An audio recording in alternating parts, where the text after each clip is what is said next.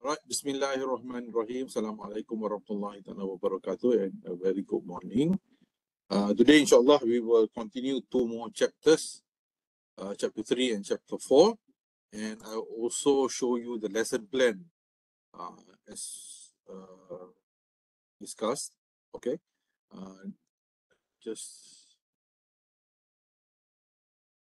Okay. So if you can see this lesson plan, this is what we are going to do this semester. So we are going to have several classes. So saya bahagikan kepada 4 weeks lah. Okay, 4 weeks of classes. So this is our tentative, or what we are going to tentative lesson plan. Okay, and we will try to follow this lah, if possible. So this is where we are, what we are going to do this semester. As I explained to you yesterday, we are going to have one test, okay, from chapter 2 to chapter 7, alright, chapter 2 to chapter 7. Kalau tak sampai chapter 7, as many chapters as we have lah, alright. Usually, based on last 2-3 semesters, sometimes memang sampai chapter 7, sometimes tak sampai pun. But we plan to have the test up to chapter 7, right? So 2, 3, 4, 5, 6, 7. So 6 chapter lah, alright? So, but that does not mean we are going to have 6 questions. Sometimes kita akan buat dalam 4 soalan. Each question will take about 25 marks. And it's all essay questions lah, alright? So this is how test is going to be done. And basically your test will require you to write short essays on each question. So dalam usually about 4 to 5 questions lah. Does this question follow each chapter? No. Sometimes what I'll do is chapter 2 and chapter 3 saya akan combine jadi one question. Sometimes 3 chapters for one question. So the chapters are all sometimes some chapters are short, some chapters are long. So depending on style, so maybe we'll have at least about 4 to 5 questions for your test. Alright, itu satu. And then yang keduanya is we are going to have one individual assignment. The questions will be between chapter 8 to chapter 12. Alright, topic chapter will be between chapter 8 to chapter 12.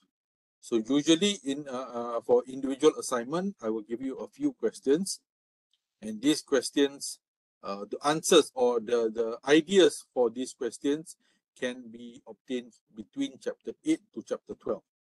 Right, chapter 8 to chapter 12. You have to read it through, and the answers or the ideas for this individual assignment will come from chapter 8 to chapter 12.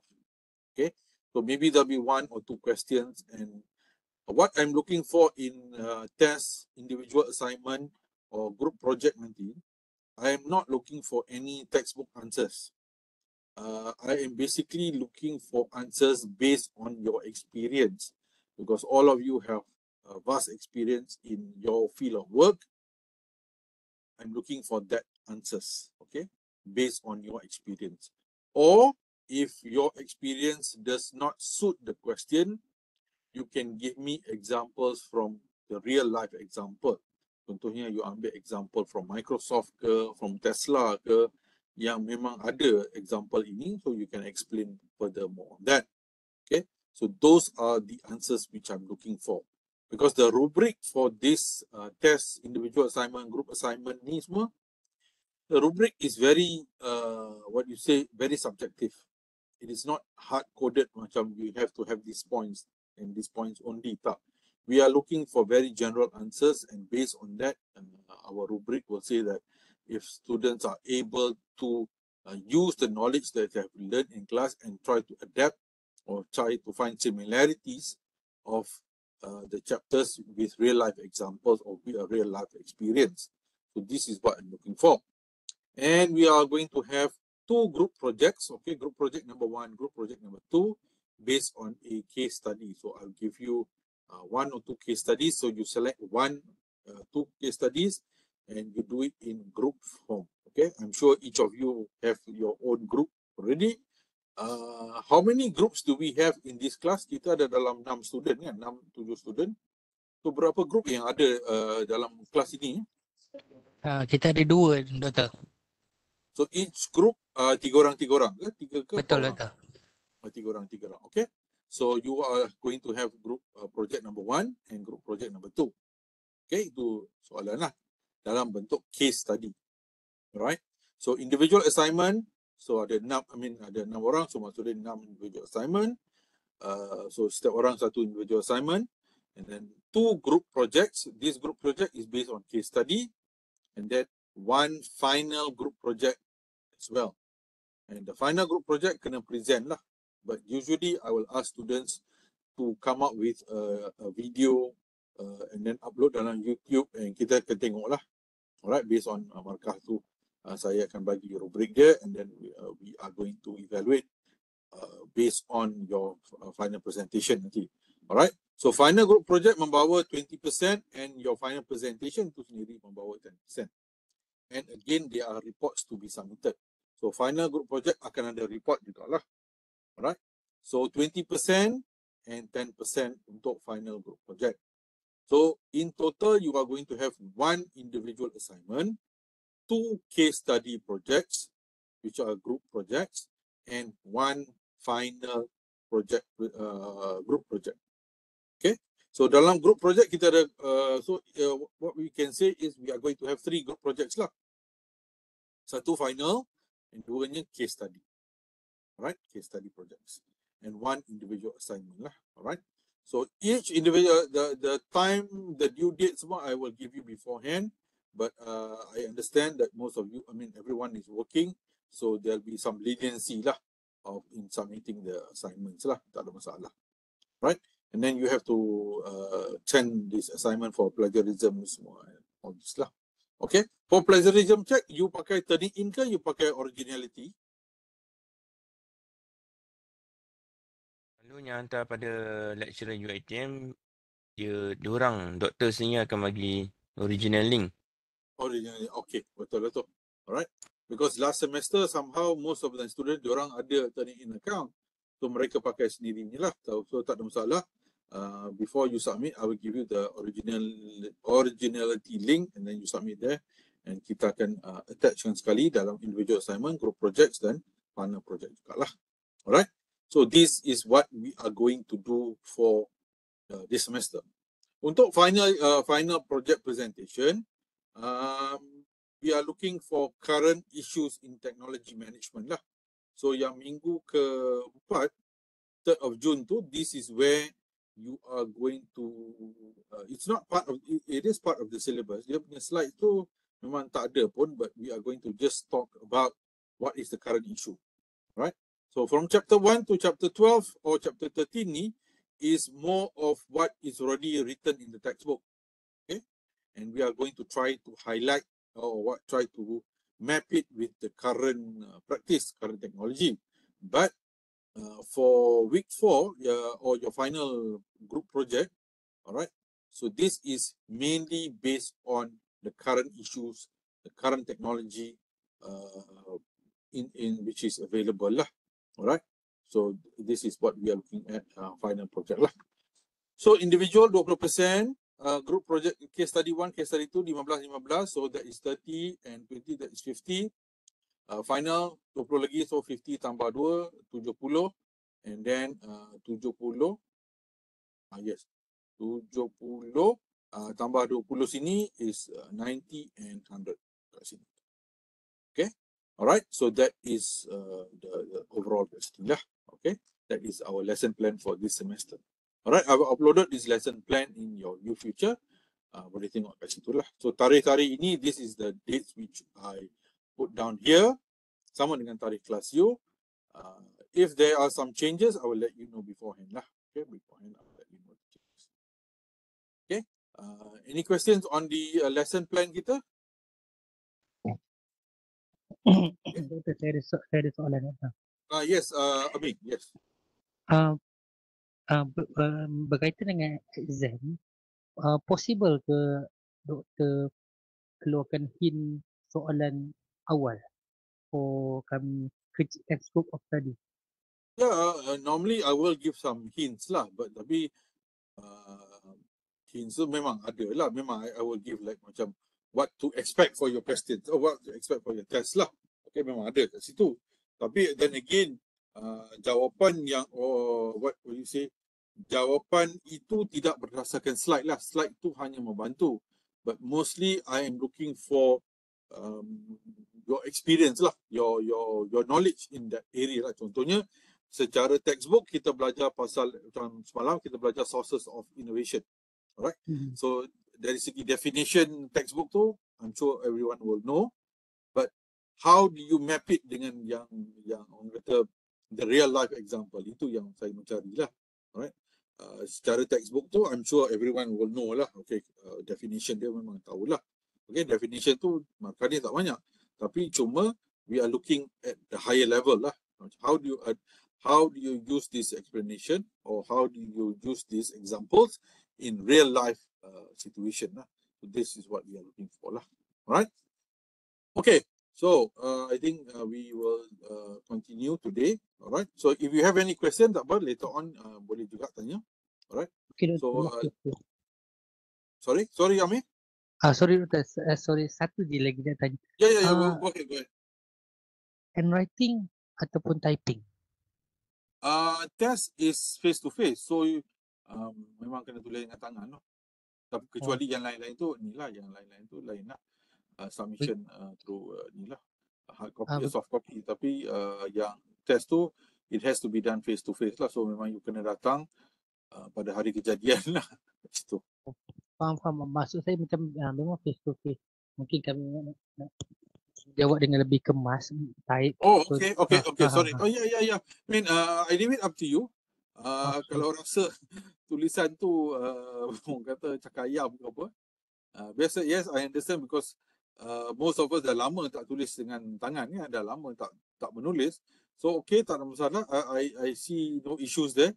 Boleh je bawa laptop pada hari kejadian and then type in your answers and then save as PDF and just upload kepada saya lah. Email kepada saya ke upload kepada saya lah.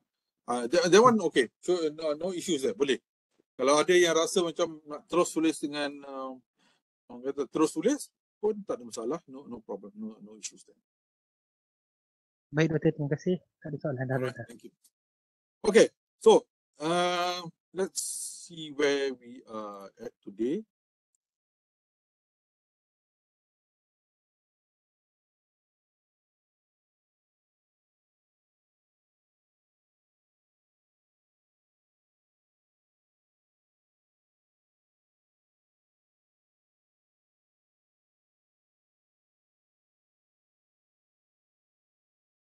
All right.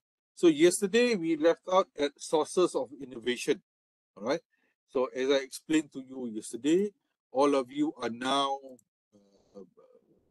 managers of the transformation office lah. Kita kata transformation office. You are now not the IT manager, but you are now at the transformation office, whereby you are going to suggest to your bosses, and you are going to tell the company, well, if you want to succeed in the next few years, you have to adapt this or you have to change this so that we are at par with our competitors. Alright. So kenapa kita nak buat ni? Why do we want to do this? Is we want to be competitive with our competitors out there. Because if we do not change our business style, our business process, we might lose out. So one way is we need to find innovations. How to innovate our process, how to innovate our ideas. Okay. So if we do not innovate our process or our product, then we might lose out and we might not be competitive, or we might not have a competitive advantage as compared to our competitors. So what does it mean? In chapter 2 yesterday, we said sources of innovation. So sources of innovation, why is it so important? Because in your organization, you have so many innovations. Some come from process, some come from product. Each company is unique by itself. Example, let us say you are working with telco companies. One of you is Maxis, one of you is DG, one of you are Celcom, one of you are so many things, right? So each of these will have their own competitive, have their own product. DG will offer something cheap, something different. Maxis will offer something unique, something cheap, something different. Each of these telco companies have their own sets of customers. Okay, and each of these telco companies will focus on different markets. Okay, or maybe focusing on the same market but for a different type of people. All right. Yes, let's say we take an area, let's say area Rawang, for example. Okay, Pekan Rawang. Okay, Pekan Rawang can take in all telco companies, semua boleh. Tapi ada juga yang minat Maxis, ada juga yang minat DG, ada juga yang minat Celcom. Why? Because each of these telco companies offer different services. Ada yang offer high data, ada yang offer low data but new phones, ada yang offer high data, high phones. Okay, so people who are willing to spend more, they might choose something which is different from people who are not willing to spend more, right? So we need to cultivate, we need to come up something different. So before we come up with something different, we have to study our own company first. What are we good at? What can we offer? Okay, we just cannot say, okay, I think my company will want to do this. Tapi we don't have the expertise, we don't have the manpower, we don't have the resources, we don't have anything. But you want to offer something different. Okay, let's say you are owning a restaurant, you want to serve Western food. Tapi you tak ada Western cook, you tak ada expertise in Western cook. You can cook Malaysian dish, you can cook Asian dish, you can cook Portuguese, semua boleh. Tapi Western you tak boleh. Right? You don't have the expertise. So how are you going to solve this problem? Okay? How are you going to? So you look at, that's why we are looking at sources of innovation. We look at, okay, now what do we have? What can we offer to the market? So that is why we look at sources of innovation. So as we go along to this chapter, we will find that sources of innovation bukan hanya produk. Okay? Bukan hanya produk. It can also mean process. Our process is so good that other companies also want to adapt our process juga. So sources of innovation is very important to find out where is this idea coming from, or kat mana, where we get these ideas. Okay, so ada yang dapat idea from within yourself. Okay, you tengok dalam your group of employees, what are they doing and how did they do it better. Okay, so kalau TNB, kalau kita ambil example TNB, you have so many engineers and you are doing so many processes you are doing, and then you have so many projects yang you dah handle and you dah habis. So you compare, okay, what is the best practice in this process? How did this group of people working on this project berjaya siapkan projek ini dalam masa less than 2 years? What did they do differently as compared to the other projects? Okay, what is the similarities of this project? Apa benda yang boleh dipakai dalam projek ini yang can be applied to another project? Okay, there are certain things that can be applied, certain things cannot be applied. Sekarang ni, let me give you a simple funny example. In any projects yang contohnya dalam government sekarang ni, any projects ke, any issues ke, first thing is they will create a WhatsApp group. Create a WhatsApp group. That's a process juga, walaupun proses tu lawak, it is a funny process, but that is a process. And every project yang dia nak buat, every jawatan kuasa, benda utama is they create a WhatsApp group. Okay, so that is applied throughout everything. Any project, whatever it is, create WhatsApp group dulu. Okay, let's get to know everyone first. Walaupun you dah kenal semua orang dalam tu, tapi let's get everyone in one group first. Right? So that is the first thing they do. Tak kisahlah tu project apa-apa pun, but that is the first thing they do. Right? So that is where you get sources of innovation coming from. Right. So today's chapter, we are going to look at types and patterns of innovation. Okay, patterns of innovation. Okay. Okay, let's start here. All right, there was an example Okay. Example in India where we talk about the Chotukul project. Okay, Chotukul project. In this project is this company, they assumed certain things, assumption. Mereka membuat assumption. Okay, so based what the problem was, okay, they started with the problem statement. They orang kata 90% of the rural people in India cannot afford appliances. Okay, and they orang tak ada electricity and they have no fridge. Okay, they found out that based on statistics, they found that 90% of families cannot afford appliances, cannot afford electricity, and and tak ada fridge. Alright. So this company, Gotcha and Bolch ni, dia kata, okay, based on these figures, mereka assume, okay, the word here is assume. Okay, so sekarang ni they found out, okay, 90 orang tak boleh afford. Now, if they cannot afford, why not we make a smaller, cheaper fridge to tap to this market? The market is there. Ada mereka-mereka ni, 90% ni yang tak boleh beli. Why not kita tap in and we provide a fridge yang kecil, murah, yang mungkin pakai bateri untuk generate. Alright? They assume that. So many of their assumptions turned out to be wrong. Oh, orang salah assume. Sebab when they made this fridge ni memang berjaya. Ini memang berjaya, tetapi tak sampai target market itu. Tak sampai the rural folks. Sebab rural folks memang dah poor. They couldn't even afford smaller, cheaper refrigerator. Walaupun it was cheap, walaupun it's small, but they still couldn't afford. And orang-orang rural ni sudah terbiasa living without appliances. So if you were to give them something new, walaupun murah, they could not afford it. So this company assume that this will work. So now it did not work. Tetapi produk yang dah dikeluarkan tu was actually good. So they sold it back to the urban people. So in the end, walaupun target market mereka bermula dengan orang-orang yang duduk di rural, but in the end, the product was sold to urban people. Orang-orang urban yang suka beli benda ni. Because it's colorful. Kalau you Google this, you can see the fridge is small, colorful, cantik, semua ada. But orang-orang rural kata, no, we don't want this because we cannot even afford this. And you nak bagi something and you nak provide battery, is going to be very hassle for us and we are not interested. So this company's assumption was wrong. All right. So in your organization, yes, you can start with assumptions.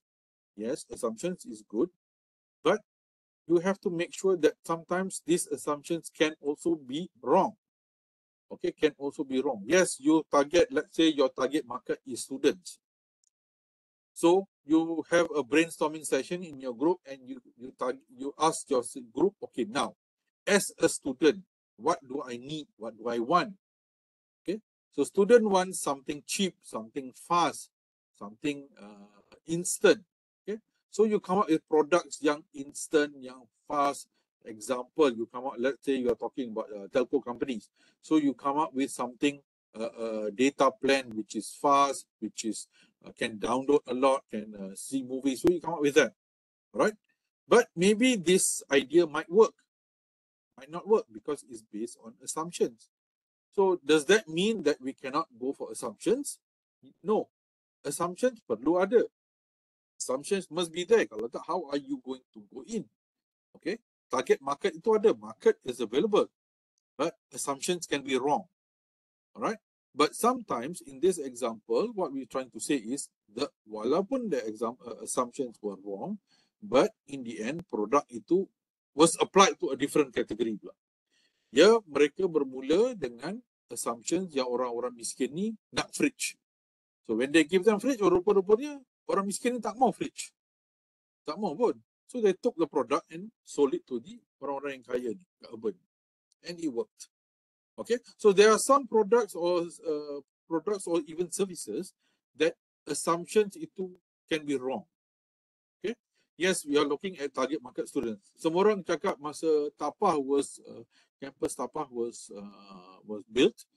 oh, food will be the most good market because yalah students kan, mereka nak makanan, mereka sentiasa makan, and they want food yang cepat, you know. But in the end, some food owners or some food cafes did not make it simply because assumptions were wrong. Because students sekarang ni, yes, dulu zaman kita makan hanya di cafe. And I mean, most of us dulu masa belajar makan hanya di cafe saja. Jarang kita keluar. Kita keluar pun mungkin sekali sebulan atau randomly lah kan. We don't eat, I mean mostly we don't, I mean those days mostly we eat dalam cafe je. And makanan kita zaman itu mungkin sama je. Nasi goreng yang banyak dengan nugget, dengan sausages. These are the food that we eat. Bihun dalam periuk yang besar itu je kita makan. Alright, but now students are different. They want Grab, they want Food Panda, and which are available easily. So cafe food will drop, cafe punya service will drop. Because students are not eating anymore in campus. Walaupun kerajaan kata macam-macam, tapi actually memang tak. Students now they want something more. Okay, they do not. Adalah percentage sikit yang memang makan di cafe due to their financial situation. Tapi majority ni actually they prefer outside things. Alright. And they start to compare lah. Oh, kalau kat luar ni it's much more faster, lagi sedap, macam-macam benda. Okay, so assumptions can be also wrong. But if your assumptions is wrong, then maka your company has to see. Now, benda tu dah ada. How can you apply it to a different situation? Okay, macam cafe tu, then kalau assumptions, let's say they cook about, let's say they cook nasi goreng, nasi ni, and there is no student turn out. Tak ada student pun yang turun pagi-pagi. So they have to check, adakah makanan itu sendiri yang tidak sedap atau timing tu. Because I'm sure we can all relate. Masa zaman kita belajar dulu, we don't follow actual timing. Ada yang tak makan breakfast. Kebanyakan kita tak makan breakfast. Kalau makan pun, breakfast kita pukul 10. Which is also lunch kan. Ada yang macam tu. So they have to work on this. So your company's assumption, yes, betul, salah, tak apa. So you have to revamp that assumptions. And to see how it suits the situation. How it suits that particular area. Okay. So the question here is, we see question number 2. What product and process innovation did this quarter entail? What you consider this incremental or decremental? So these are questions yang dari segi innovation theories we are questioning. Okay. Adakah produk itu yang berjaya ataupun adakah proses itu berjaya? Now, pelajar last semester student pernah tanya saya, you talked about fridge, iaitu satu produk. Kenapa tidak tiba-tiba you membawa cerita proses? Apa kaitan produk dengan proses? Well, betul. Syarikat ini buat satu produk which is a small fridge. But you have to understand, ada proses pembuatan itu. There was a process to build this fridge. Mungkin dari segi dia punya requirement technology lah. So that was also something innovative. Now other companies are looking, betul lah, it is possible for you to create a small fridge. Those days, we only assume fridge itu besar, gadabak, itu je. But now, it is possible to do a fridge in a smaller scale. Alright? So, when you come up with your own product, tak semestinya produk itu harus fokus. You can also focus on the process. Oh, apparently, yes, there is a process. There is a possibility of creating a faster way to design a fridge. Okay, so this company, although yes, they started with an assumption itu salah, in the end mereka juga berjaya sebab dia ada dua benda yang berjaya kat sini. One is they came up with a product which is small fridge, and they sold it to the orang-orang yang kaya, and they also came up with a process yang diperlukan untuk membuat to make a small fridge. So that was also a process innovation as well. Right? So sometimes, yes, you don't only focus on the product, but also the process itself. Okay. So point number 3, did the Kotukul pose a threat of disrupting the traditional refrigerator? Yes, betul. So disruptive technology is, I'm sure all of you know this, is something yang something yang disrupt the current practice. Okay, is something yang disrupt the current practice. People used to have big fridge. You single ke, you family ke, you makan ke, tak makan ke, kena beli fridge besar tu. Apartment you kecil ke, rumah you kecil ke, you kena beli fridge yang besar tu. And you still have to use the same power even though you're not using. But now, there is a different alternative. There is a different alternative whereby you can buy a smaller fridge. Okay. So another example is Astro. Okay. Those days, a few years ago, kita semua kena pakai Astro lah. Kalau nak tengok bola, kena pakai Astro. Kalau nak tengok movie, kena pakai Astro. But now you have you have Netflix. Okay, you have so many. You have Google, you have Prime, macam-macam lagi. And all of this offer same, even better alternative. So now you have, so Netflix, Prime, this one is a disruptive technology yang disrupt the current practice. Okay, current practice. All right, so this is what we say is disruptive technology. Okay, it has disrupted the current practice. All right, and we are also looking at, in innovation, we are also need to look at technology trajectory. What is technology trajectory? Okay, technology trajectory refers to the path of development that a particular technology takes over time. It includes the rate at which the technology improves, the innovation, breakthrough along the way, and the impact that the technology has on society and economy. What was the trajectory? Okay, kat sini saya start dengan this slide is not in your notes, so you will just look at this. Okay, this is I give you an example of power solar technology. So when power solar technology started in, I think maybe in the 80s lah kot. Okay, it was expensive and inefficient sebab it was developing. So ada yang low power output, limited appliances, but now solar power dah berkembang. It's already dah advanced with material science, semua dah masuk kat situ, and more cost effective panels dah. Okay, so it started, yes, with something small and limited resources, limited output, but over time the trajectory tu naik. Okay, dia sudah berkembang dah. Okay, kalau kita compare iPhone first generation dengan iPhone 14 sekarang, okay, it has grown to so many things. Yes, the basic things are still there, but it has grown dah. Technology has grown. Even your television, kita bermula dengan television kotak, but now you have 4K lah, apalah macam-macam. Even as I speak now pun teknologi itu sedang berkembang. Okay, telecommunication, we started with 1G, now kita berada di 5G. The trajectory is now improving. So why do we need to talk about trajectory? So trajectory is very important because we need to understand the pattern, and this is where our innovations, our design to the organization will change. Okay, so now the trajectory in payment is now using e-wallet. So if our organization is not allowing e-wallet, then we are going to be left behind. If our organization is not allowing payments to be done via credit card or via e-wallet, still accepting cash, pun susah juga. If our organization does not create mobile application apps, pun susah juga. Alright.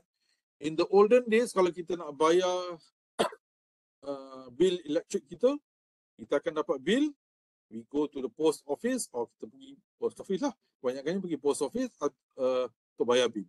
And then kita berkembang. Okay, now nak bayar bill, boleh pergi kepada counter TNB ataupun office Telekom Nasional, boleh bayar. And then kita berkembang. Okay, now you can pay at the banks. Kalau pergi bank, boleh bayar. And then kita berkembang. Okay, each of these TNB ada website dia. Kalau nak bayar, boleh bayar kat situ. Dan website ni also offers you boleh check berapa banyak tenaga yang you pakai. In the olden days kita tak tahu. We only look at the receipt. You only tengok dia punya bill tu kita tahu. Banyak tu je kita pakai. But now we can see, okay, bulan lepas banyak ni I pakai, bulan ni I banyak pakai. Oh, bulan ni sebab mungkin raya, so I know how much energy have I used. So the trajectory is going up. So why do we need to know this trajectory is very important, because this is where we are going to tap on the market. Okay, we are going to tap on the market. Now, we know that everyone has a mobile phone. Let's assume lah. Let's assume semua orang ada smartphone. So this is where we are going to tap the market. Okay? This is where we are going to offer services based on our our expertise lah. Okay? So your job in your organization is to come up with ideas, is to come up with innovations. Okay? Another example is, let's say we look on a different point of view. A new housing area. A new housing area, people are moving in, semua mungkin family yang baru, young semua. So based on that, you can assume, okay, apakah jenis business yang I can put into this area. Okay, so I have to see what is the current trajectory of the, what is the current technology trajectory. Okay, sekarang ni teknologi kata ada NFC, ada mobile, e-wallet, ada credit card payment. So I have to offer any services yang pakai benda-benda ini saja. Let's say I want to open up a restaurant, I have to make sure my restaurant allows e-wallet payment, credit card payment, debit card payment. Okay, and also cash payment. Sebab ada juga yang akan datang nak bayar cash. So I have to allow these facilities also. And then we are also looking at product and process. Product innovation are embodied in the outputs of an organization, its goods and services. Okay, so some theories kata produk itu not only a product, not only a handphone, not only benda yang kita local, but also dalam in terms of services. Okay, services are also considered product di situ. Yes, betul. Services is also considered a product. Contohnya, sekarang kita mengaji. Okay, kita mengaji sekarang, dulu kita pergi rumah ustazah datang pada kita macam tu. That is, okay, kita mengaji. Sekarang dah berkembang. Kita boleh mengaji, kita boleh belajar through video call. Video call atau kita masuk je Google Meet ke, kita boleh mengaji dah. Ustazah can be anywhere around Malaysia, kita boleh mengaji. So those are services. So produk yang sama, but now dalam bentuk lain dah. Dulunya physical person come to the house, physical person datang rumah, you pergi pada tuition teacher. Now benda tu berada online. And now I also found out that sebab ada parents yang kata why not kita start kelas tuition 6 pagi, 5 pagi. So ada service-service. You'll be amazed, ada kelas-kelas tuition online yang bermula seawal 5 pagi, 6 pagi. Sebab there is a demand for that. Kan orang kata belajar apa tu, it's good to learn early in the morning kan. So memang ada benda-benda tu. Yalah, it's quite impossible lah kalau kita hantar anak kita pergi sekolah 6 pagi kan. Nak siapkan dia pukul berapa? Pukul 5 ke? Alright, but now it's available. Ada kelas-kelas tuition yang bermula seawal 6 pagi, 7 pagi, semua ada kat situ. Alright, sebentar Shopee pula.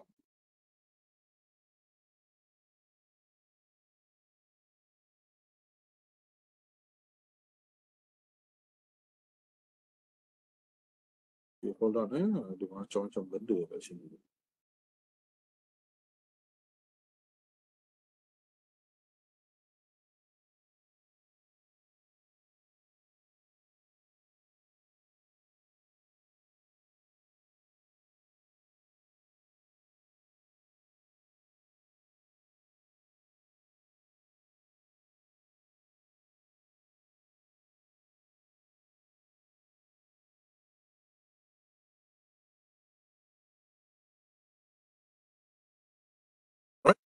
Now, product innovations can enable process innovation. Yes, kalau kita balik pada fridge tadi, when they created the product of small fridge, they also indirectly came up with new process innovation juga.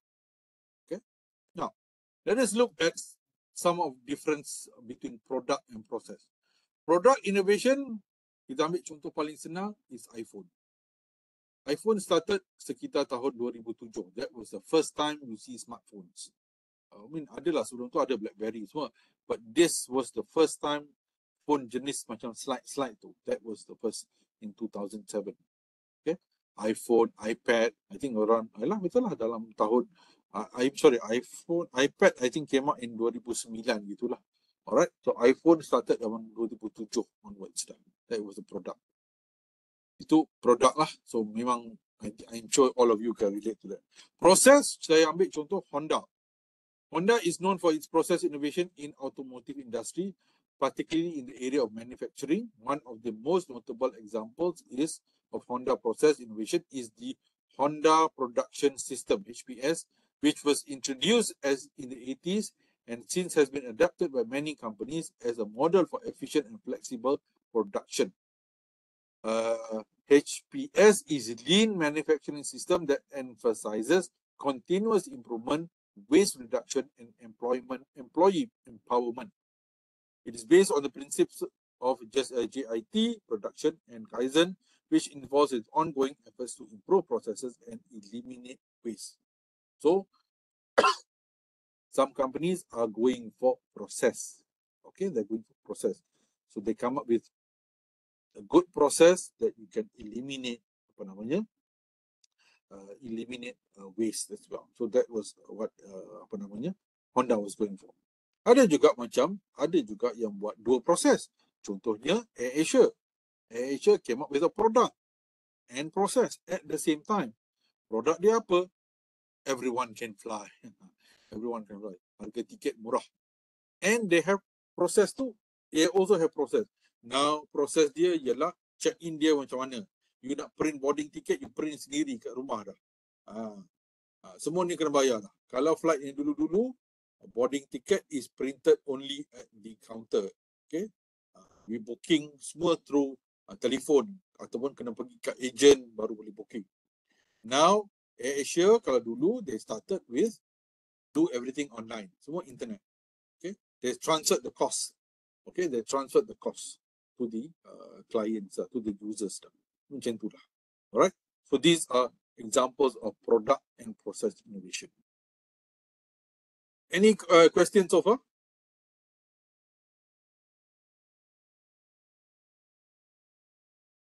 Okay, doktor. Right. If you have any questions, boleh je anytime boleh tanya saya, no problem. Alright. There are also some radical and incremental innovation. Radical innovation meaning over is just you stop one and you open another innovation. Hari ni macam ni, esok bertukar terus. Okay. Incremental is slowly berkembang. Macam iPhone is considered as incremental innovation. Yes, bermula pada tahun 2007-2008 and each 2 years dia berkembang. Okay. Walaupun sikit tapi it goes up. Okay, it goes up. Dulu you cannot do this, now you can do this. Now you can do this. So setiap satu iPhone tu, iPhone Pro Max ke iPhone Pro ke or iPhone biasa pun ada dia punya things that you can do. And they are targeting certain customers. Certain customers yang target mereka. Contohnya anak saya lah, budak remaja. Kalau dia beli iPhone hari tu, masa dia beli iPhone, dia nak beli iPhone second hand yang iPhone 11, apa benda yang dia tengok? Dia tengok kamera saja. Dia tengok kamera, gambar cantik, jalan. Okay. Kalau saya beli Android, I look at the RAM, processor, I look at that. Sebab I nak phone yang macam sekarang phone ni hang je phone tu. Okay, bila banyak sangat dia hang. I have to look at the storage. I'm not looking at pictures, I'm not looking gambar cantik ke tak. Okay. But my daughter lain. Dia punya budak-budak ni lain.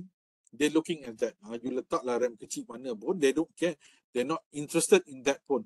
They're interested in the filter. Oh, gambar dia cantik, ada 3 kamera. You ambil gambar ni so cantik and ambil video cantik. Itu je. So they have their own sets of customers. And it's an iPhone is an incremental innovation. Okay. So incremental innovation may involve a minor change. Sikit aja berubah. Radical is relative. It may change over time or with respect no observers. Example, radical change, digital photography is more radical innovation for Kodak than for Sony. Okay, sebab Kodak dia pakai apa tu yang tape tu.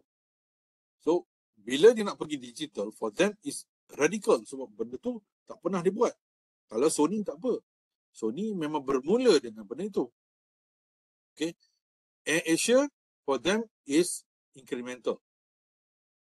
MAS is radical sebab dia bermula dengan dia memang airlines.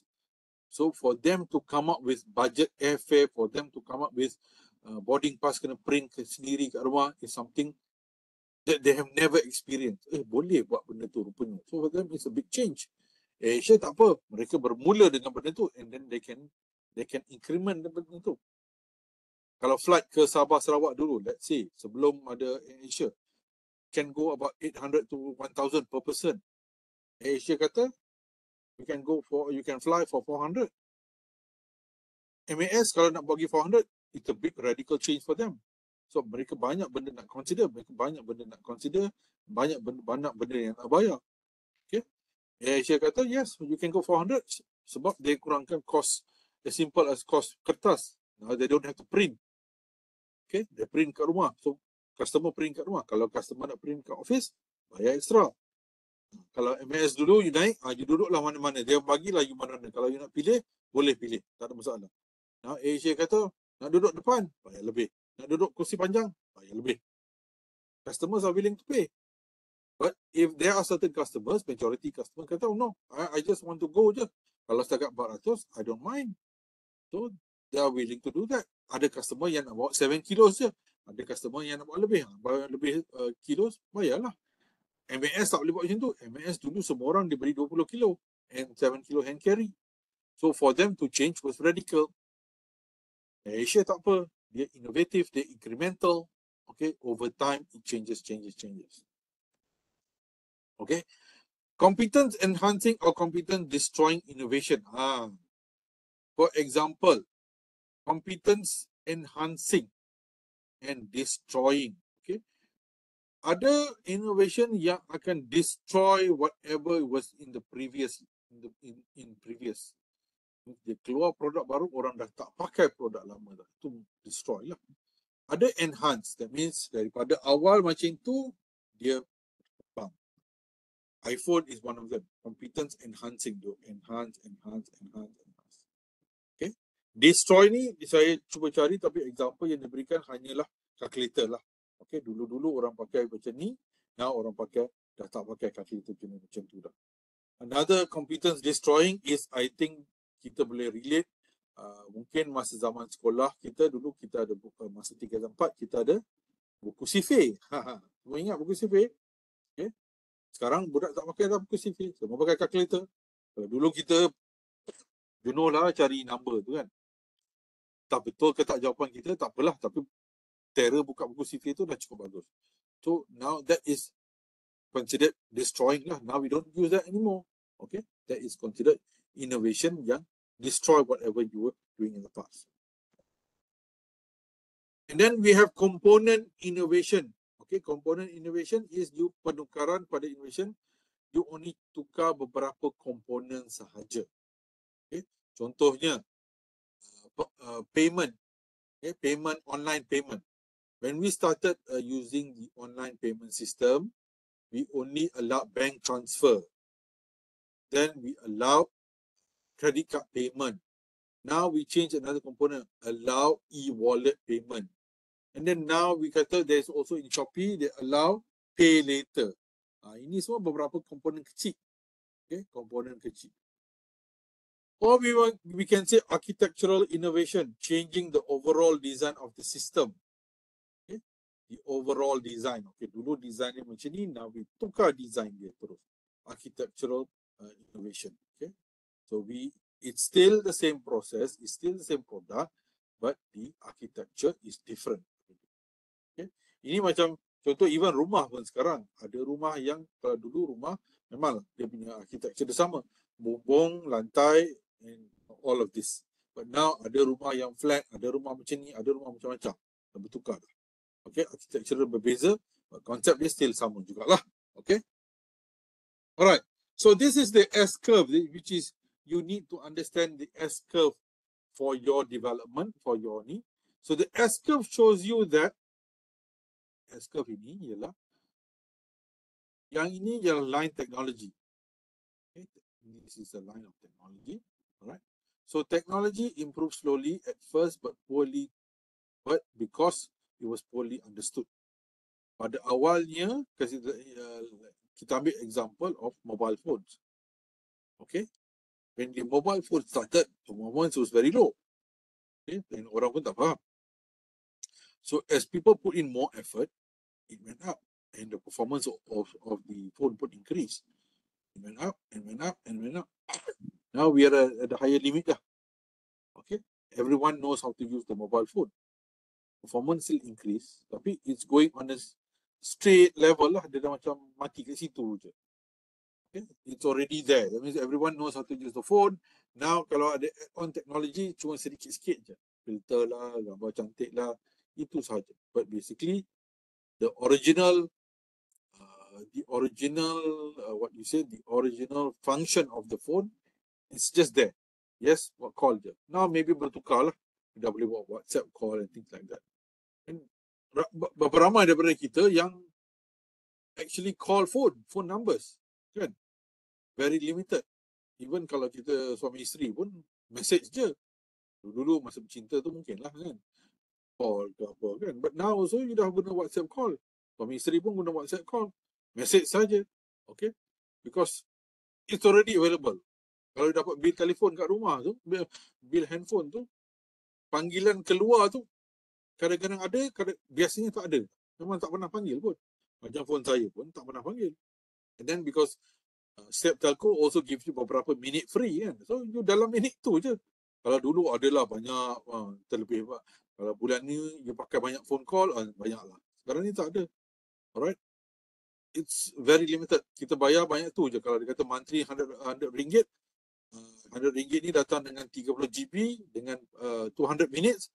200 minutes tu memang tak cukup, memang cukup lah. So jarang kita buat panggilan. Jarang kita buat panggilan sekarang. Nak ajak kawan makan pun message saja. Jarang kita call. Kalau kita call pun ada yang dah call tu WhatsApp call saja dah. Easy dah.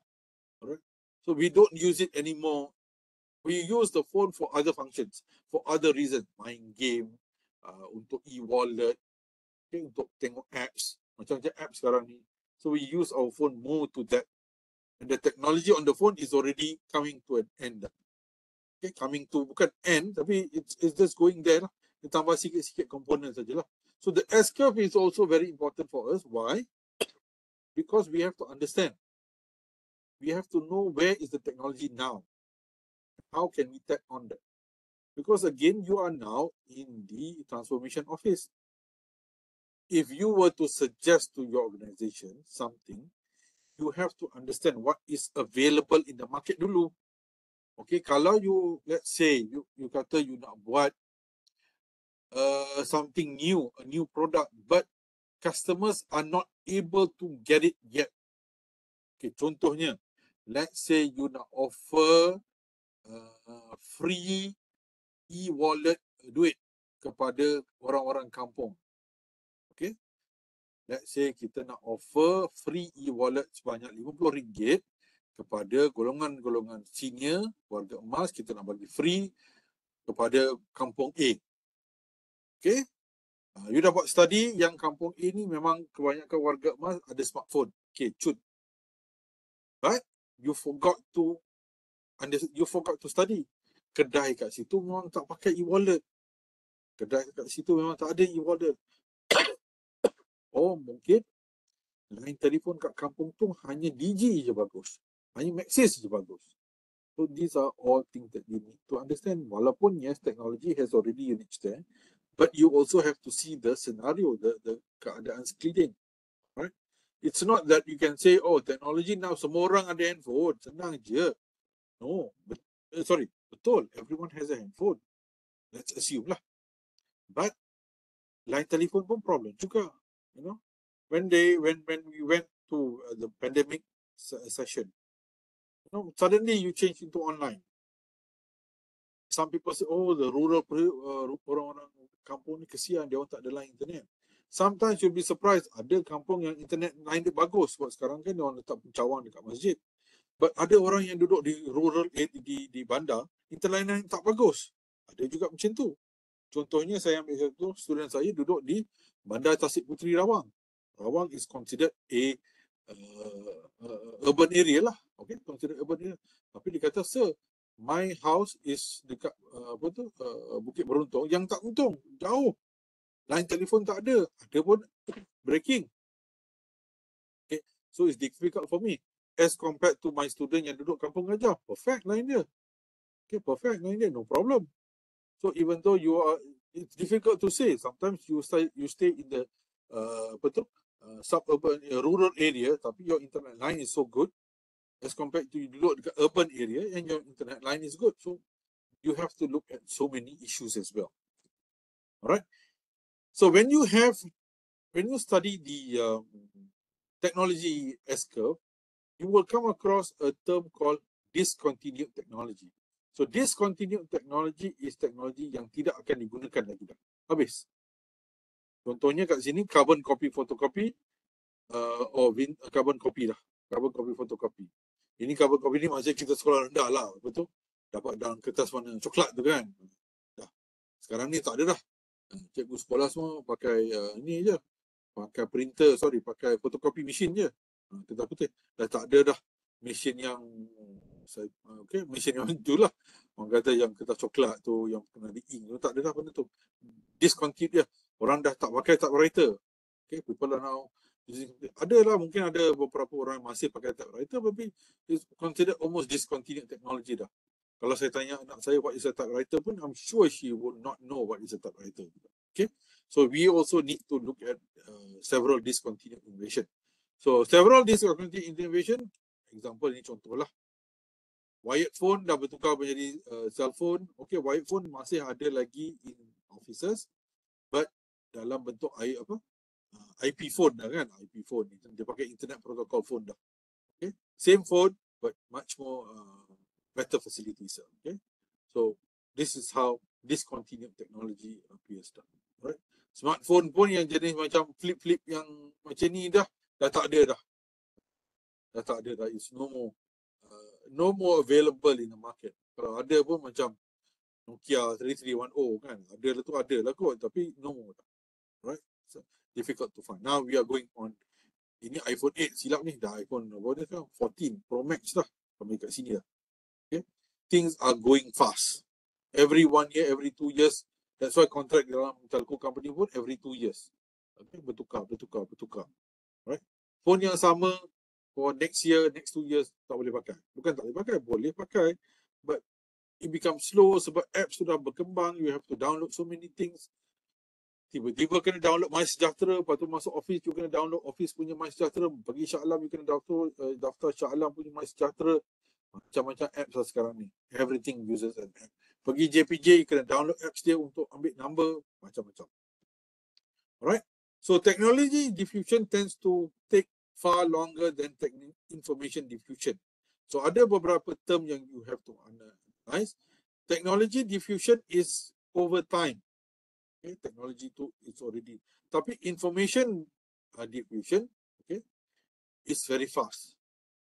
Okay, technology, yes, it can take some time, tapi information happens very fast. The process by which innovations are adopted by population. Okay. That is called information diffusion. Once a technology has been adopted by the population, orang ramai dah guna, then the technology diffusion will stop or will go slow. Yes, handphones started very slow, but information was very fast, one after another, cepat. Sekarang ni majority yang ada. So once majority ada, technology is now becoming slow. Everyone has it. Everyone knows how to use it. MySejahtera awal-awal dulu problem, now everyone has it. Dan sampai orang dah tak guna dah sekarang. Okay. Okay, let's take a break for a short few moments. Okay. Let me see what else. Okay, yang lain-lain dalam chapter 3 ni is just basic reading saja. So we will stop in chapter 3. Let's take a break for a few minutes kat sini. Now we are at 10:35. Kita akan mula balik at 10:45. Okay? Boleh? Okay, Doktor. Betul. Alright. Okay, we will start back at 10:45. Okay? Okay. So now let's resume our lecture with chapter 4. Okay, Doktor. Okay. So chapter 3, we talked about the S-curve yang paling penting. We talked about technology disruption. We talked about product and services. Now let's go into modularity, standard battles, and issues like this. Right? What we want to understand in this chapter is we want to understand that if your company decides to go on a new innovation, are you going to adapt with something new? Are you going to start with something totally new? Are you going to just go on with the current system and just tap on whatever is available? Okay, but then you have to also consider, because you are new to the market, you might be new to the market, so you have to battle, you have to do some better, you have to compete with those who are already in the market. Okay, so in when developing or when coming into the market, we have to first see what is the market like about. Okay, so in 2018, this was 2018, about 5 billion people had broadband subscribers in the US. So that is why in 2018 they came out with a dedicated NFC chip. Okay, so NFC chip was created somewhere about 2017-18. Okay, and this was to allow users to hold your phone at the same time. The phone acts as a MasterCard or Visa, so you don't have to physically carry your phone, your card anymore, but you can use your phone as if it was your card, right? In previous years, you have yes, you can put your phone, your card in your phone and things like that. But now, when you have an NFC, then you are able to do this. In Malaysia, we are now, yes, we are late by 4 or 5 years. Touch and Go now is going into NFC cards, and yes, you can use that to top up anytime, anywhere, like the example provided here. But bear in mind, this technology has been around for the last 5-6 years. But yeah, Malaysia is a bit slow. Yes. Why? Is because we are not. Sometimes all of us. Yes, people might say all of us have handphones already. Kenapa tak boleh? Yes, we have our phones. Yes, we have our technology, but our infrastructure was not strong, or maybe there was no necessity of using that system just yet. Okay, when I was in Australia, when I was studying there in 2008 to 2013, QR system, QR codes were already available there. I didn't know anything about it. I saw it everywhere, and when I came back to Malaysia in 2013, I rarely used it. Neither I wanted to know what was it all about. 2014, yes, there were certain items, certain things, brochures were not all on QR code, but yet it was not still popularized. But during the pandemic, or a year before the pandemic, QR code began to develop. And once the pandemic hit, QR code is the most common thing now, and it has gone into e-wallet and things like that. So now QR code is something, something amazing in Malaysia. Okay, although we started late, but now it's being implemented almost everywhere.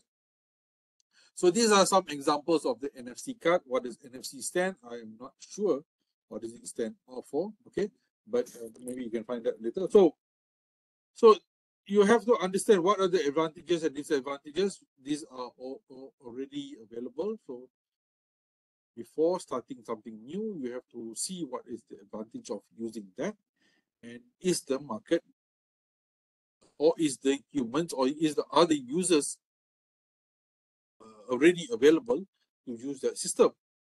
You cannot start something you cannot innovate something which you say, yeah, it's good, it's the latest technology in Japan, US, but Malaysian context, it's not applicable because we have infrastructure issues, we have government policies issues, and so many things.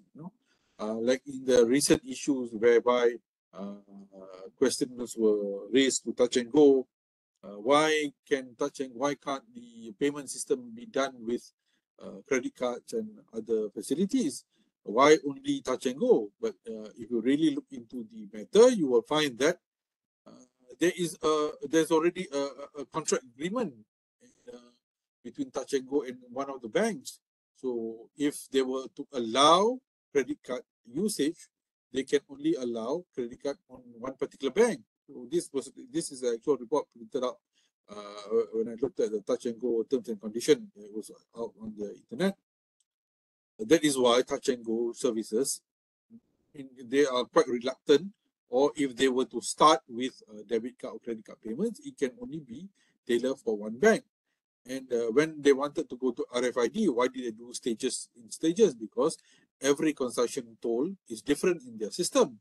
So that is another big issue in implementing touch and go, or RFID signals throughout all the tolls. So that is because we are tied with several government policies and several concession policies. So this is quite technical to us to implement this kind of new innovations. So in order for you to implement new innovation, you also have to look beyond technology.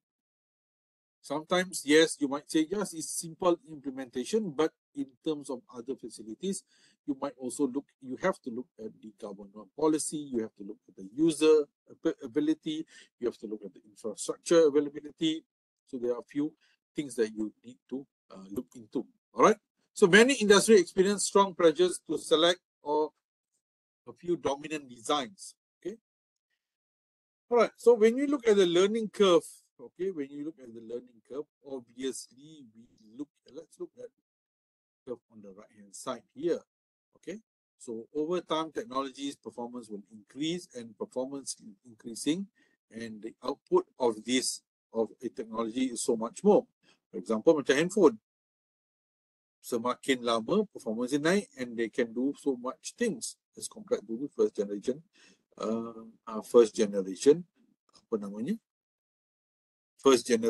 telephone. And the cost, yes, we started high. Now the cost is getting very, very low. Okay. And second-hand iPhone 11 can cost you only about 1,200, 1,400, or even cheaper lah. Second-hand iPhones are equally good as the brand new ones. Okay.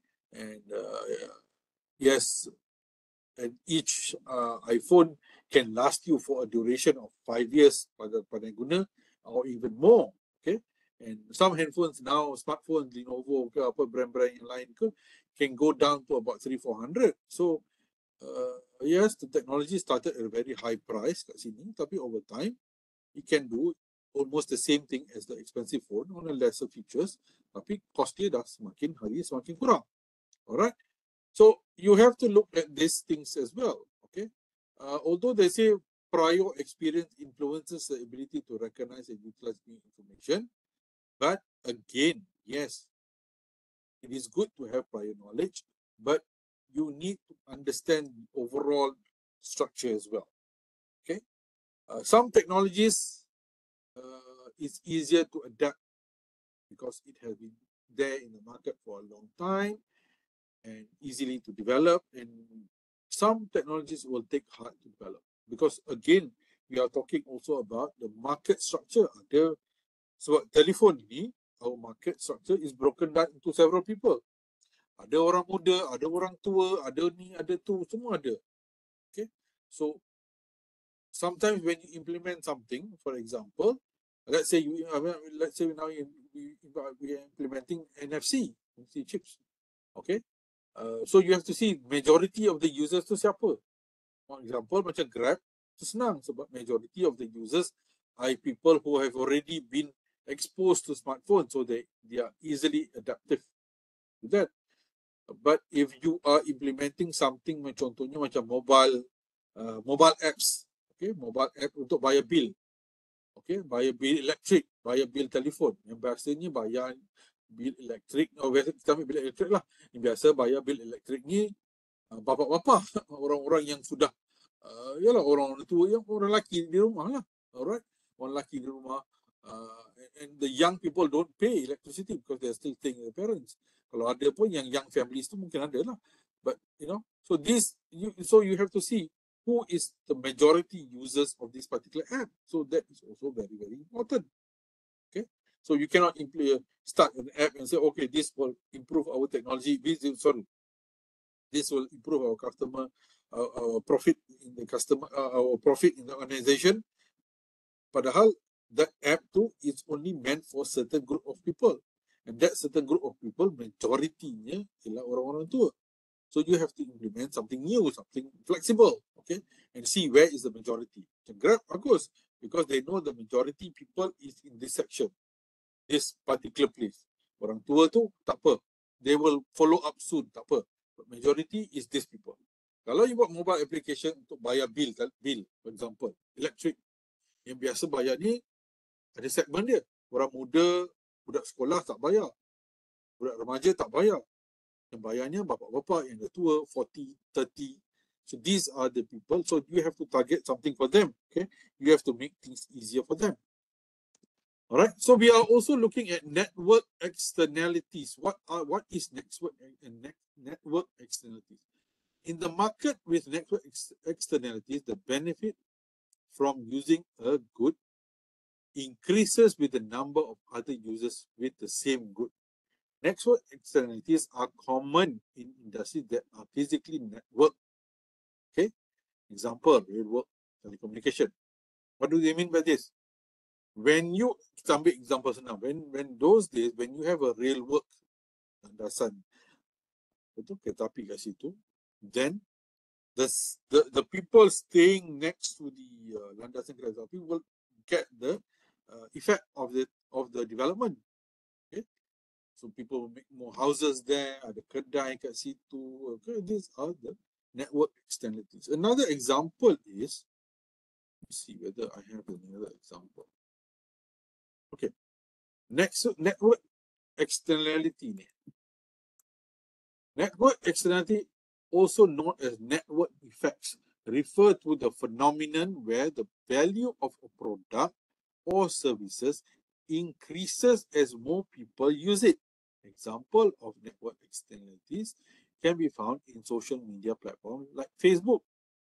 The more people who use Facebook, the more valuable it becomes to each individual user. This is because a larger user base means that there are more people connected with more contents to consume and the more opportunities to engage.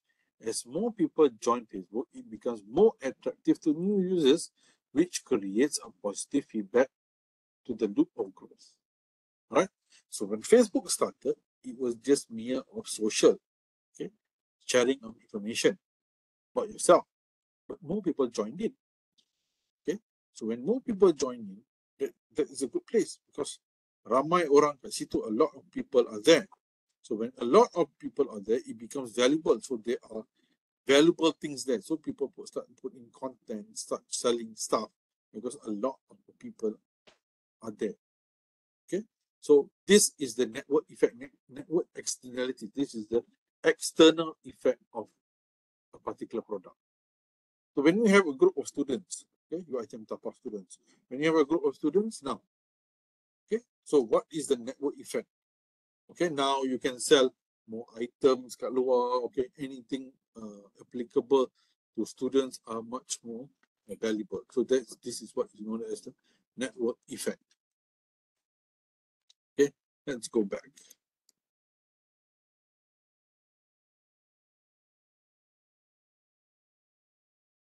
Okay, so we also need to know about the thrown away existing dominant technologies with technology. Okay, this is also important.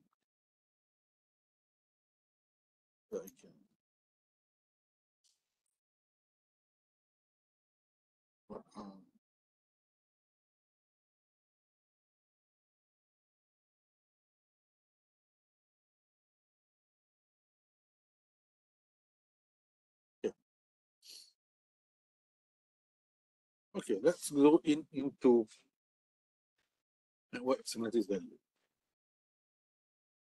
Yeah.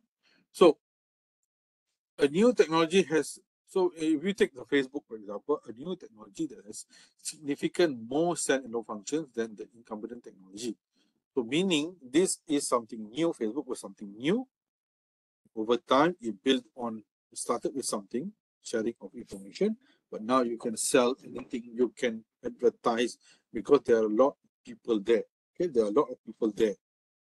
Okay, so there is something happening there. Okay, although yes, it started for something, but we can use that to build up something else. Okay, all right. Let's look at the next one here. To successfully overthrow an existing dominant technology, new technology must either offer dramatic technology improvement, compatibility with existing base, and complements. If you want to enter the market and overthrow what was there, I mean, previously people were using this, and you want to enter the market, you want to propose something new. So you must either, okay, you must either have something which is better than the available of the market, or it should be compatible with existing base and complements. So you want to implement a new mobile app. So you have to make sure that the phones, the current phones that is available, is applicable to your mobile. Because if it's not available, if it's not possible, then tak boleh lah. Alright. So you must either do that, or you change something new. Okay, this is a better technology. You can do something new, something great. If it's the same or it's even lower, then you cannot succeed in the market. So innovation is something that you have. If you want to implement something new to the market, you have to make sure that the performance is better.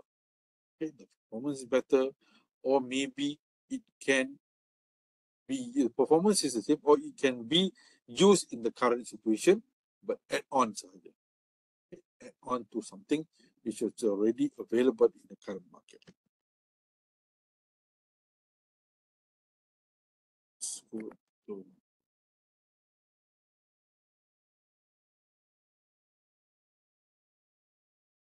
All right. When you have network externalities macam saya explain tadi, macam Facebook lah, okay? When you have network externalities, okay, that means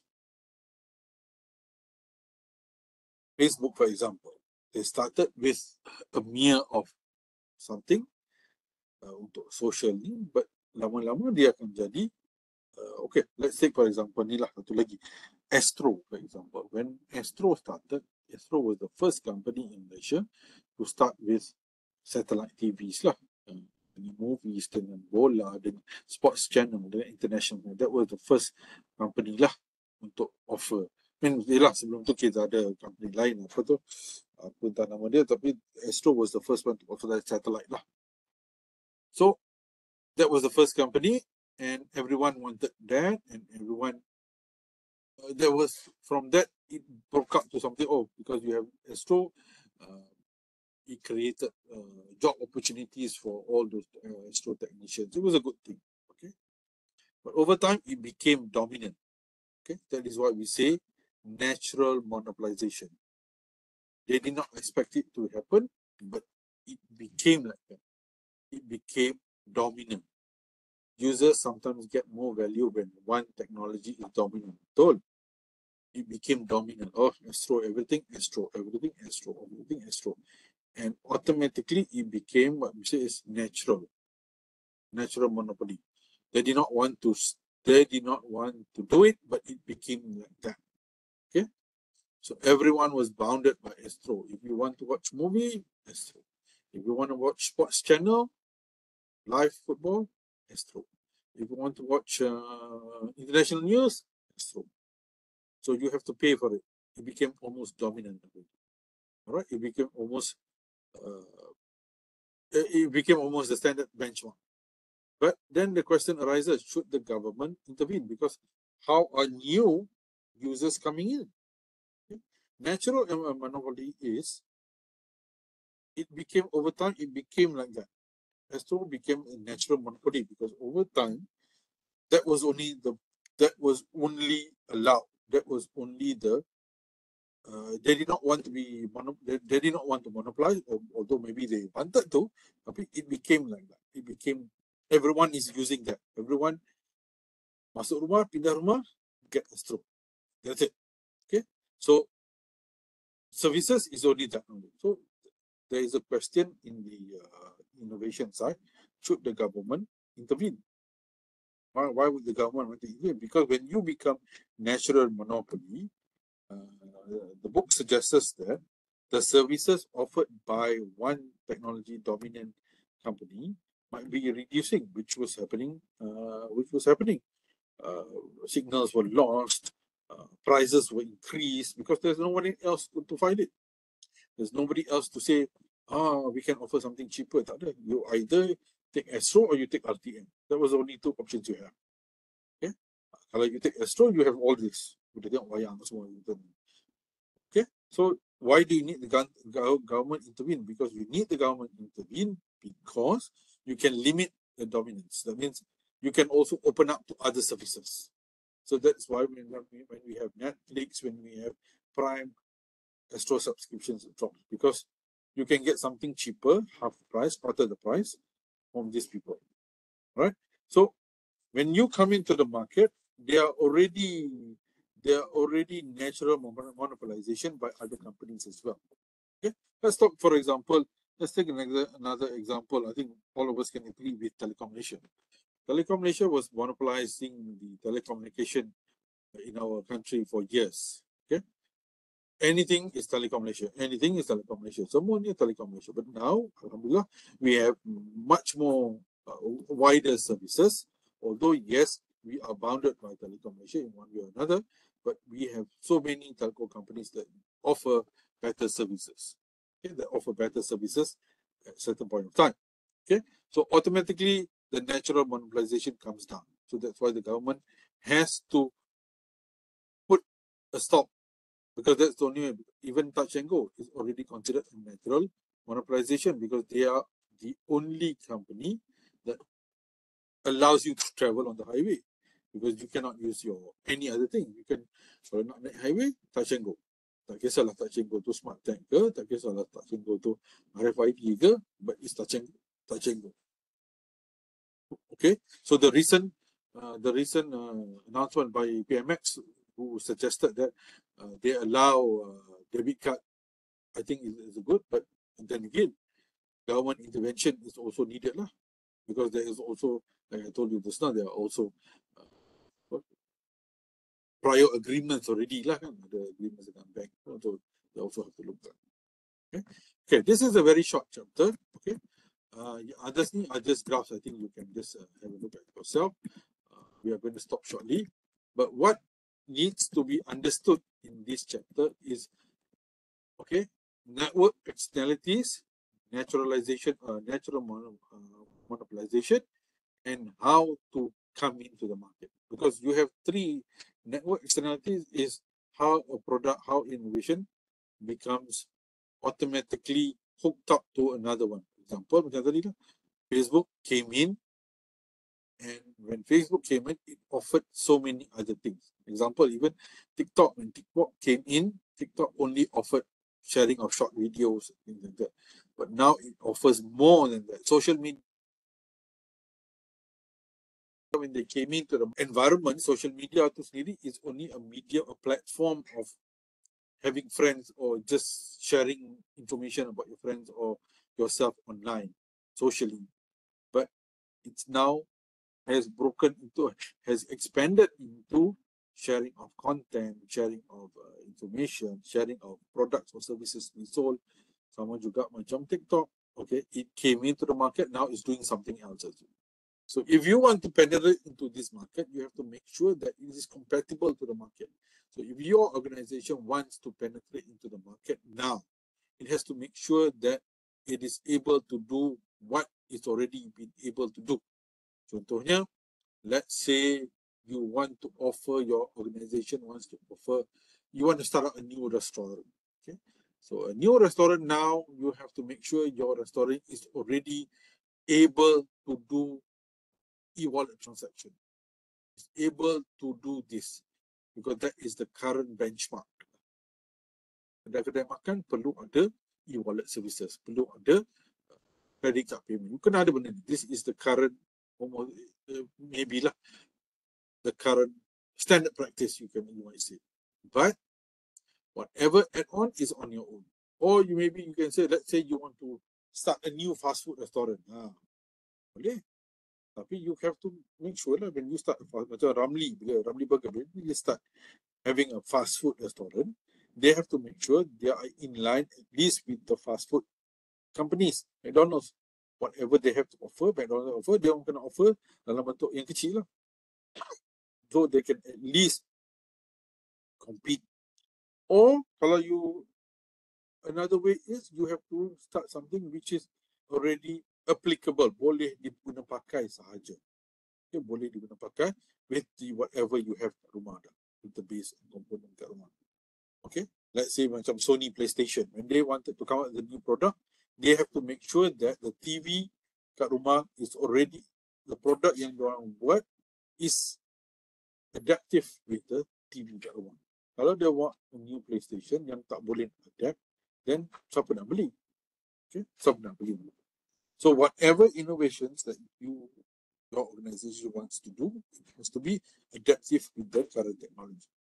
Another example before we end today is certain countries around the world are also going for tourism as their new way of generating money for their industry.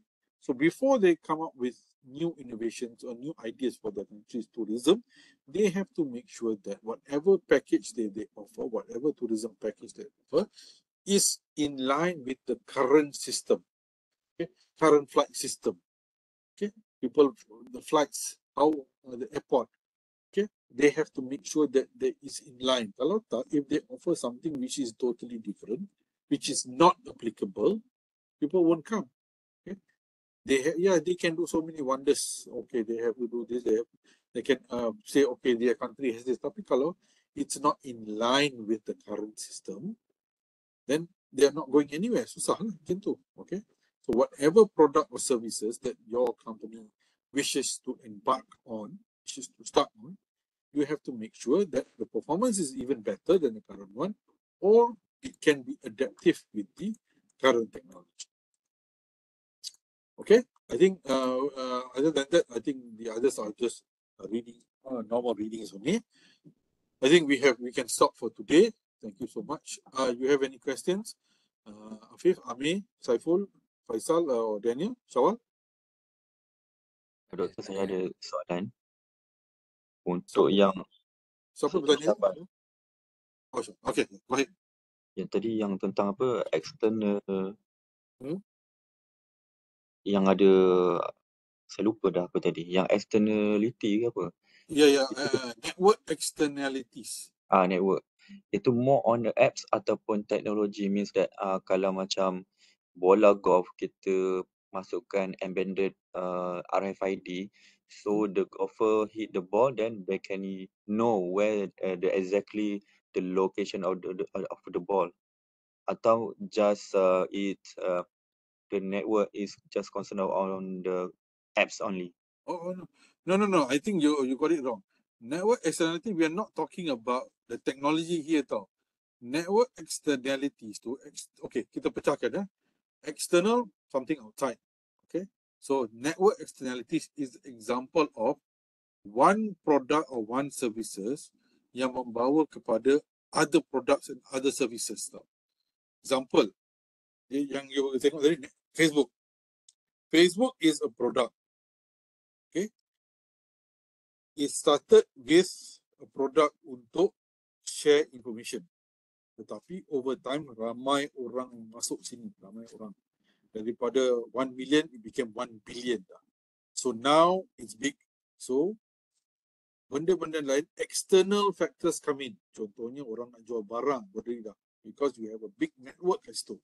So some network externalities meaning something yang affect another thing. Contohnya a new housing area, new people come in. Okay, new people, ada 1,000 people coming. So what are the network externalities? Kedai makan, kedai perabot. So these are the, you can get profit, or you can generate profit from all of this because you already have something there already. Okay, something. These are the side effects lah, orang kata, side effects of that. Sama juga macam TV, Astro sekarang. Orang semua tengok TV. Okay, let's not talk about Astro lah. Orang semua tengok TV. That is why they want letak iklan kat situ, because they know people are watching it. The side effect of it. Okay, the side effect of, because a lot of people are there. So even kalau you pergi shopping mall, dalam satu shopping mall, let's say ada 1,000 people, 1,000 orang. So you know you can get something out of that. Walaupun orang tu pergi beli baju, but if you buka a kedai makan kat situ, will be also profitable. So network externalities is talking about one product, but it can also generate additional income for others as well. So that is what we are talking about, network externality. You pergi satu tempat untuk benda lain, tapi you end up getting other services as well. You go to a shopping mall to buy baju, but you also get other services as well. Beli makan, you boleh buat benda-benda lain. That is external network externality. Network externality is just a business term je. I mean, for one thing, it expands to other things as well. TikTok started untuk video. YouTube started untuk video, but now YouTube is also used untuk jual barang. TikTok is now also used to buat content and jual barang juga. Macam tu. So that is what it means by network externalities. Okay, tak salah.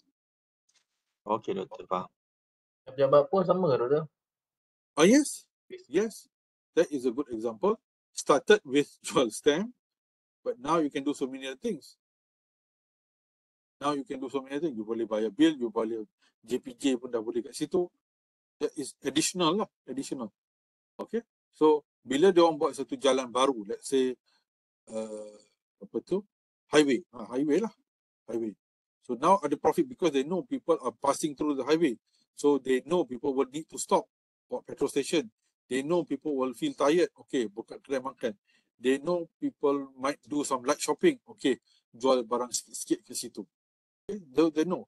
So these are the side effects lah, akan memberi kesan pada yang lain-lain, network externalities. So maybe if let's say you want to sell kuih raya, for example.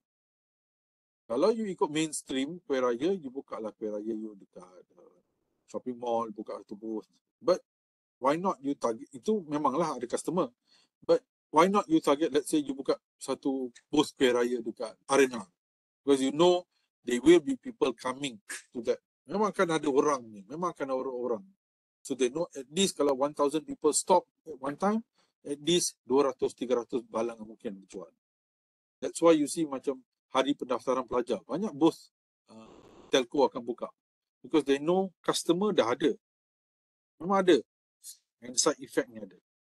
Okay, so network externalities is actually the side effect of something.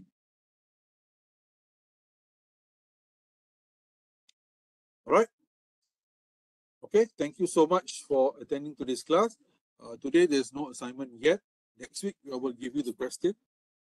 I will give you the question for your assignment, individual assignment. Kita akan cuba tengok punya individual assignment, and I'll also give you the due dates lah for individual assignment and case study as well. Alright, thank you so much. InsyaAllah I will see you in the next class. Minggu depan lah. Minggu depan 13 Mei. Okay. Saturday 2.30. Okay. Alright, thank you so much. Assalamualaikum warahmatullahi wabarakatuh. Assalamualaikum warahmatullahi wabarakatuh. Terima kasih, Doktor. Terima kasih, Doktor. Doktor. Sama-sama.